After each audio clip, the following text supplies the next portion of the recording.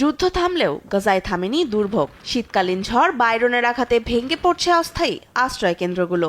ঠান্ডা ও বৃষ্টিতে প্রাণ হারাচ্ছেন শিশুসহ আরও অনেকে। গাজার স্বরাষ্ট্র ও জাতীয় নিরাপত্তা মন্ত্রণালয়ের তথ্য মতে প্রবল বাতাস, টানা ভারী বৃষ্টি ও ঝড়ে দুর্বল কাঠামোর ঘরবাড়ি ও অস্থায়ী আশ্রয় কেন্দ্র ধসে প্রাণহানি হয়েছে অনেকের। উত্তর গাজার বিরান নাজায় একটি বাড়ি ধসে বাড়ে হতাহতের সংখ্যা। এছাড়াও আশ্রয় কেন্দ্রগুলোর কাঠামো ধসে পড়ার ঘটনা ঘটে অনেক এলাকায়।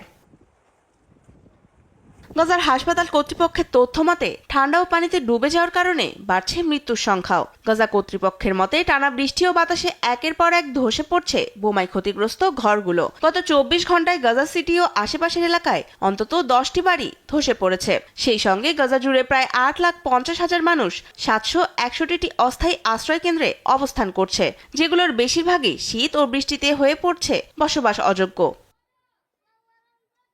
এদিকে গাজায় অবাধ মানবিক সহায়তা প্রবেশের অনুমতি, জাতিসংঘের স্থাপনায় হামলা বন্ধ এবং দখলদারদের আন্তর্জাতিক আইনের বাধ্যবাধকতার প্রস্তাব পাশ হয় জাতিসংঘ সাধারণ পরিষদে।